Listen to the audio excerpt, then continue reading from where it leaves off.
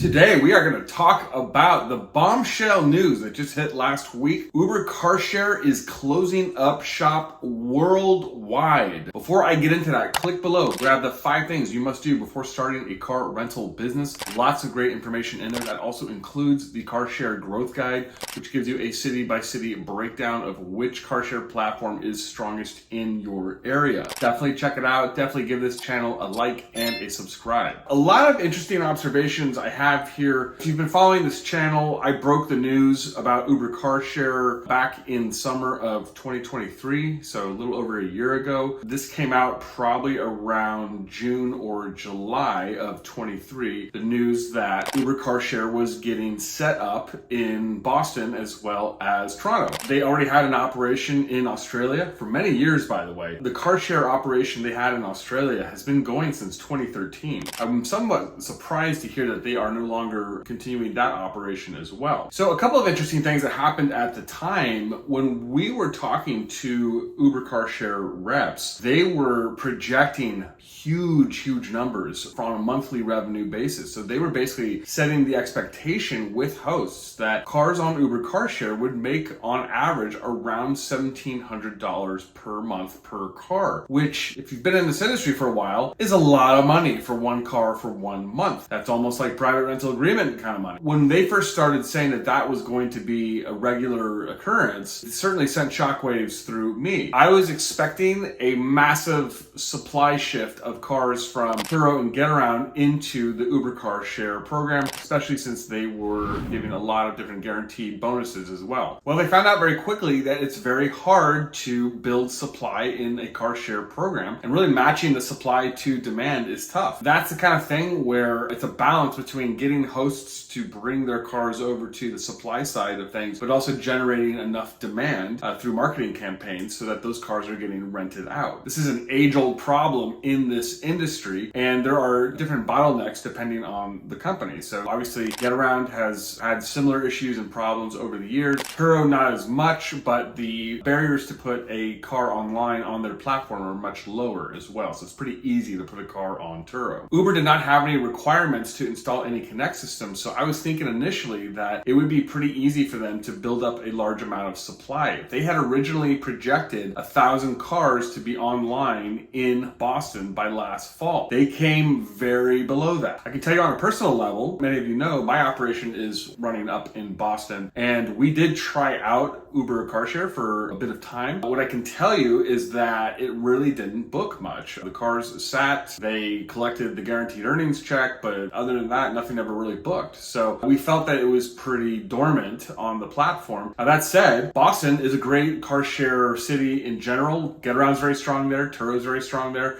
So you have a lot of options in that city when it comes to where you're going to put your car as a host. Frankly, I thought they were going to pump a lot more marketing dollars into this program, but it just seemed like it never really happened. And I think just in general, companies are feeling frugal worldwide. This is just kind of a more macro level trend that's happening right now. And I would say this is somewhat indicative of Uber in general over the years. I mean, typically they will try something out, they'll try a new program, they'll pump some money into it, see if it takes off or not. If it takes off, great, they'll keep going with it, but if it doesn't, they'll scrap it and just go back to other projects that are working. They got into this, and I think they understood within a few 6 months or so that this is a very costly endeavor to really pump money into and to get it to take off. And also in a very strong market in Boston where Getaround and Turo are also doing well. And I think they probably just felt like they didn't want to pump all the money into it that it would require to be successful. And so they scrapped it. I understand that, and I think that it makes sense why they did what they did. I will say, however, I am surprised to hear that Australia is shutting down, because I always thought that was a pretty strong program. Overall, I will say that I am always rooting for new CarShare platforms to do well. I think the more options we have in this industry as hosts, the better. So I'm somewhat sad to see that they folded up. Drop some comments below. Would love to hear your thoughts on this. Before I go, click below, grab the 5 things you must do before starting a car rental business. I will catch you in the next episode. Thank you.